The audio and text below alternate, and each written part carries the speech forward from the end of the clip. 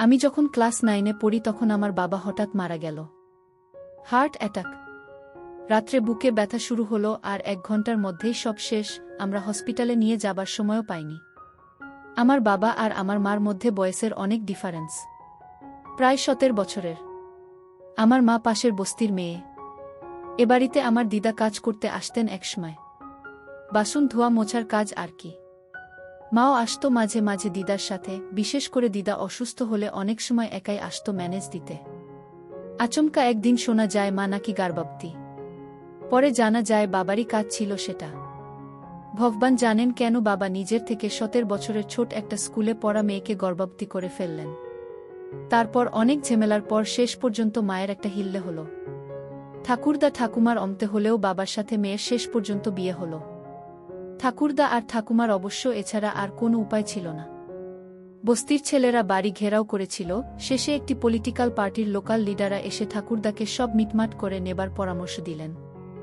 থানা পুলিশ এড়াতে সকলের চাপে ঠাকুরদাকে রাজি হতে হলো। মা বউ হয়ে মনিব বাড়িতে পদার্পণ করল। বাবা যে কেন ঠিক সময়ে বিয়ে করেনি জানি না, বেশি বয়সেই লোকে এসব কেলেঙ্কারি করে ফেলে। এই জন্যই তখনকার দিনের লোকেরা বলতেন সময় থাকতে থাকতে বিয়ে দিয়ে দাও, না হলে কোথায় কি ফুল খিলিয়ে আসবে তখন বুঝবে। ওই জন্য বিয়ের বয়স হলেই বাড়ির বড়রা বিয়ের জন্য চাপ দিতে শুরু করে। তবে সে যাই হোক, বাবা কাজটা খুব একটা ভালো করেনি বলেই আমার বিশ্বাস। ক্লাস 8-এ পড়া মেয়ে বিয়ে করা একদম উচিত ছিল না বাবার। আর আমার মাও কি রকম যেন বোকা বোকা সাদা সিধে ধরনের। বাবা মাকে একটু মিষ্টি মিষ্টি কথা বলে ভুলালো আর মা অমনি ভুলে গিয়ে নিজের বাবার বয়সী লোকের সাথে রাজি হয়ে গেল। ছোট থেকেই দেখেছি আমার মা কি রকম যেন একটু ন্যাকা ন্যাকা কথা বলে, একটুতেই খিলখিলিয়ে হাসে। কে বলবে 2 বাচ্চার মা, এখনো যেন স্কুলেই পড়ে।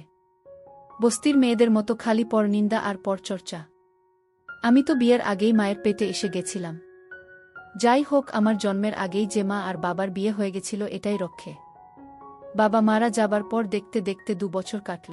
আমি তখন ক্লাস 11-এ আর আমার বোনটা তখনও মায়ের কোলে। মার বয়স তখন 33 কি 34 হবে।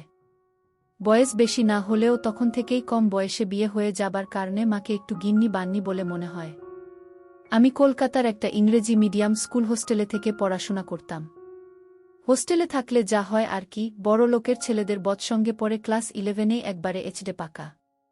সেবার গরমের ছুটিতে বাড়ি এসে শুনলাম মা আর ঠাকুমার মধ্যে নাকি বিরাট ঝামেলা হয়েছে। মা নাকি বোনকে ডাক্তার দেখাতে যাবার নাম করে আমার বাবার এক বন্ধু সমরেশ কাকুর সাথে লুকিয়ে লুকিয়ে সিনেমা দেখতে গেছিল। পাড়ারই কেউ একজন এসে আমাদের বাড়িতে রিপোর্ট করে দিয়েছে। ফলে ধুমধুমার ঝগড়াঝাঁটি।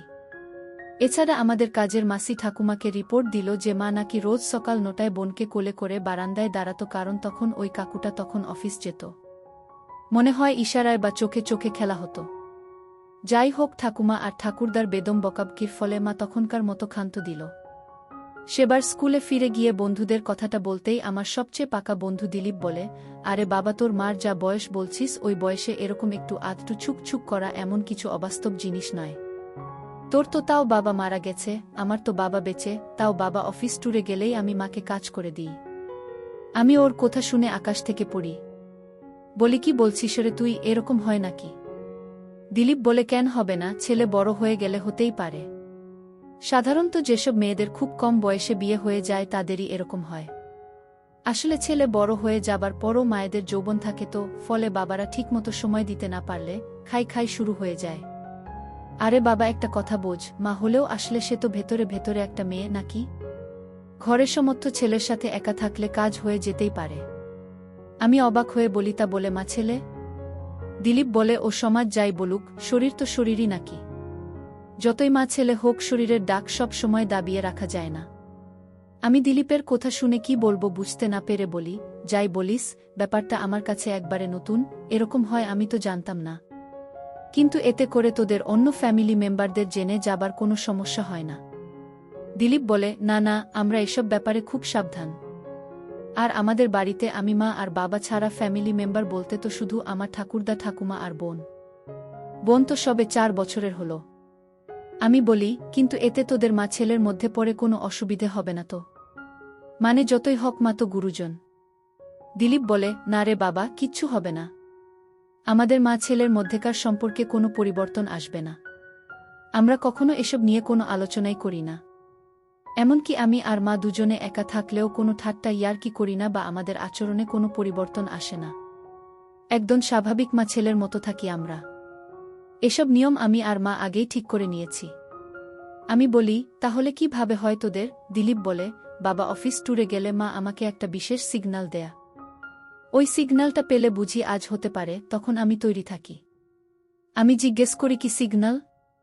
দিলীপ বলে, যদি মায়ের বিছানায় বাবার বালিশটা না থাকে, মানে ওটা আলমারিতে তোলা থাকে, তাহলে বুঝি। মা যদি বাবার বালিশ সরিয়ে সিগন্যাল দেয়, তখন আমি রাতে খাওয়া দাওয়ার পর চুপ করে চলে যাই। কাজের সময় আমরা কোনো কথা বলি না, মানে মাকে মা বলে ডাকি না। কথা বললে বা আমার গলার স্বর শুনলে মা লজ্জা পায়। অন্ধকারের মধ্যে একে অপরকে দেখতে পাওয়া যায় না, তো তাই খারাপও লাগে না। ওই জন্য যা হয় মোটামুটি মুখ বুঝেই হয়। মাও আমাকে নাম ধরে ডাকে না, আমিও মাকে মা বলে ডাকি না। 10-15 মিনিটের তো ব্যাপার। কাজ হয়ে গেলে মা ফিসফিস করে বলে, নে এবার ছাড় আমাকে, আমি বাথরুমে যাব। মা বাথরুমে চলে যায় ধুতে, আমি সেই ফাঁকে টুক করে আমার ঘরে চলে আসি। আমি বলি, ধুতে যায় মানে ভিতরে ফেলিস নাকি? দিলীপ বলে, হ্যাঁ, আমি ভেতরেই ফেলি। নিয়ন্ত্রণ করে, তাই কোনো অসুবিধে হয় না। বোন হবার পর থেকেই পিল খায়, সুতরাং ভয় নেই। আমি বলি, তোর বাবা কি তোর সেরকমভাবে কাজ করতে পারে না, নাকি যে তোকে দিয়ে কাজ করিয়ে নেয়? দিলীপ বলে, ঠিক জানি না রে, আসলে মায়ের সাথে এসব নিয়ে কোনো কথা হয় না তো আমার, তাই ঠিক জানি না। তবে মনে তো হয় ঠিক মতোই কাজ করে। সেই জন্যই তো পুল খায়। আসলে আমার বাবার সাথে মায়ের অনেক ছোটবেলায় বিয়ে হয়েছে, তো তাই মনে হয় এত বছর ধরে একঘেয়ে হয়ে গেছে ব্যাপারটা। আমার সাথে মাঝে মাঝে হলে মায়ের একটু স্বাদ বদল হয়, এই আর কি। একটু অন্যরকম ভালো লাগে। আমি বলি, তোর লজ্জা লাগে না? যতই হোক তোর নিজের মা তো। দিলীপ বলে, লাইট নেবানো থাকে বলে লজ্জা লাগে না। আমি বলি, কেমন লাগে রে কাজ করে দিতে? দিলীপ বলে, উফ, বিশ্বাস কর, এই পৃথিবীর মধ্যে যদি স্বর্গসুখ বলে কিছু থাকে তাহলে সেটা হলো এই কাজে। কথায় বলে বোঝান যাবে না কি সুখ আর কি আনন্দ হয়। একবার কাজ করে দিলে বুঝতে পারবি। দিলীপের কথা শুনে আমার গায়ে কাঁটা দিয়ে ওঠে। আমার আরেক বন্ধু অরুণ বলে ওঠে, কেন রে, তুই স্যান্ডির ব্যাপারটা জানিস না? আমি বলি, কে স্যান্ডি? অরুণ বলে, আরে সেকশন বিতে পড়ে ওই লম্বা মতন ছেলেটারে, সন্দীপ সাহা। আমি বলি, হ্যাঁ হ্যাঁ, ওকে তো ভালো মতো চিনি। ওর কি কেস আবার? অরুণ বলে, ওরও তো মায়ের সাথে লটঘট। দিলীপ বলে, না না, ও এমন না। অরুণ হাসে বলে, এমন না মানে? ওদের তো জয়েন্ট ফ্যামিলি, সবসময় বাড়ি ভর্তি লোকজন। তাছাড়া ওর বাবা অসুস্থ, একবারে শয্যাশায়ী, সারাদিন বাড়ি থাকে। সুযোগ কোথায় কাজ করে দেওয়ার? সুযোগ পেলে দেখতিস একদিনে পেয়াতি বানিয়ে দিত। আমি বলি, ওর কি কেস রে? অরুণ বলে, ও তো ওর মায়ের সাথে প্রেম করে। দিলীপ বলে, ওর বাবার দুটো কিডনি খারাপ হয়ে গেছে, ডায়ালিসিস করে করে বেঁচে আছে। অনেকটা তোর মতোই কেস অনুরাগ। বাবা আর মায়ের বয়সের অনেক ডিফারেন্স। আমি বলি, নিজের মায়ের সাথে প্রেম? অরুণ বলে, হ্যাঁ রে, হারামজাদা, আর কাউকে না পেয়ে শেষে নিজের মায়ের সাথেই লাইন করে। আমি অবাক হয়ে বলি, বাবা, এসব কি শুনছি রে? এরকম ও হয়? তাও কি করে ওর মায়ের সাথে? অরুণ হাসতে হাসতে বলে, ভিতুর ডিম একটা, ও আর কি করবে? ও আর ওর মা দুজনেই সবসময় ওর জেঠুর ভয়ে সিটিয়ে থাকে। ওই জেঠুই ওদের ফ্যামিলির হেড এখন। ওর জেঠু আর জেঠিমা দুজনেই খুব রাগী। সংসার অবশ্য ওর ওই জেঠু আর জেঠিমাই চালা। ওর কাকারাও হেল্প করে। জয়েন্ট ফ্যামিলি তো অসুবিধে হয় না। আমি বলি, তাহলে কিভাবে কাজ করে ওরা? অরুণ বলে, ধুর, নাম কা ওয়াস্তে প্রেম। মাকে নিয়ে বাড়িতে লুকিয়ে লুকিয়ে সিনেমা দেখতে যায়, পার্কে বসে। সিনেমা হলের মধ্যে কোণের সিট নিয়ে বসে অন্ধকারে মায়ের হাত ধরে। দিলীপ হাসতে হাসতে বলে, ফালতু জিনিস একটা, আরে সিনেমা হলের অন্ধকারে তো আসলেই মজা পাবি। দিলীপ হাসতে হাসতে বলে, জানিস, ও আবার দেখি মাঝে মাঝে মাকে নিয়ে পার্কে বসে। ও তো আমাদের পাড়ার দিকেই থাকে, আমি নিজে দেখেছি। আমার মাও ওর মাকে ছোট থেকে চেনে। আমাদের ওখানে একটা পার্ক আছে, সেখানে সন্ধ্যা হলেই প্রেমিক প্রেমিকারা বসে প্রেম করে। সন্দীপও সেখানে মাঝে মাঝে নিজের মাকে নিয়ে বসে। দিলীপের কথা শুনে আমরা সকলে হেসে উঠি। অবশ্য দোষী বা কি, একদম ছোট বয়সে ওর দাদু ওর মাকে ধরে বিয়ে দিয়ে দিয়েছিল ওর বাবার সাথে। ওর বাবার ওটা দ্বিতীয় বিয়ে ছিল, শুনেছি প্রথম বুটার বাচ্চা কাচ্চা ছিল না, জন্ডিস হয়ে মারা গেছিল। আমার মায়ের কাছে শুনেছি ওর মা তখন ক্লাস 9-এ পড়ত, বাচ্চা মেয়ে, বেনি বেঁধে স্কুলে যেত, কিছু বুঝতে না বুঝতেই বাবার বয়সী স্বামীর বাচ্চার মা হয়ে যায়। তখন সুযোগ পায়নি, এখন নিজের পেটের ছেলের সাথে প্রেম করে ইচ্ছে পূরণ করছে। অরুণ বলে, সন্দীপ তো আমার খুব বন্ধু, আমার কাছে অনেক কথা বলে। আমি বলি, কি বলে? অরুণ বলে, সে সব বললে তোরা খুব হাসবি। দিলীপ বলে, বল না, আমরা তো আর কাউকে বলবো না। অরুণ বলে, ও বলে জানিস মার না আবার একটা বাচ্চা পাবার খুব শখ। বাবা যখন সুস্থ ছিল তখন অনেকবার চেষ্টা করেছে কিন্তু হয়নি। রাস্তাঘাটে মিষ্টি বাচ্চা দেখলেই ছুটে গিয়ে আদর করে, আমাকে বলে কি মিষ্টি দেখ বাচ্চাটা। আমার যদি এরকম আর একটা হতো। আমি ঠিক করে রেখেছি সুযোগ পেলেই মাকে একটা বাচ্চা দেব। একটা বাচ্চা পেলে মা যে কি খুশি হবে না তোকে কি বলবো। সুযোগ পাচ্ছি না, বাড়ি ভর্তি লোকজন আমাদের, আর বাবাও সারাদিন বাড়ি থাকে। আমি জানি 2-3 দিন একটানা কাজ করে দিলে হয়ে যাবে। অরুণ বলে, আমি বলি তুই কি তোর মাকে বলছিস সেটা? সন্দীপ বলে, না বলিনি, ওভাবে বললে মা লজ্জা পাবে। তবে সুযোগ পেলেই আমি যে মাকে কাজ করে দেব সেটা মা বোঝে। আমি জানি মায়েরও খুব ইচ্ছে আমার সাথে পেট বাঁধানোর। অরুণ বলে, আমি সেই শুনে ওকে বললাম, তা তোর মার পেট হয়ে গেলে কি বলবি তোরা, মানে বাচ্চার বাবাকে সকলেই তো জানতে চাইবে। সন্দীপ বলে, ও আমরা বাবার নামে চালিয়ে দেব। আমরা সকলেই অরুণের কথা শুনে হেসে উঠি। অরুণ বলে, ওর বাবা নাকি ওর মাকে বলেছে, আমি মরে গেলে তোমার যদি কাউকে বিয়ে করতে ইচ্ছে হয় তাহলে বিয়ে করে নিও।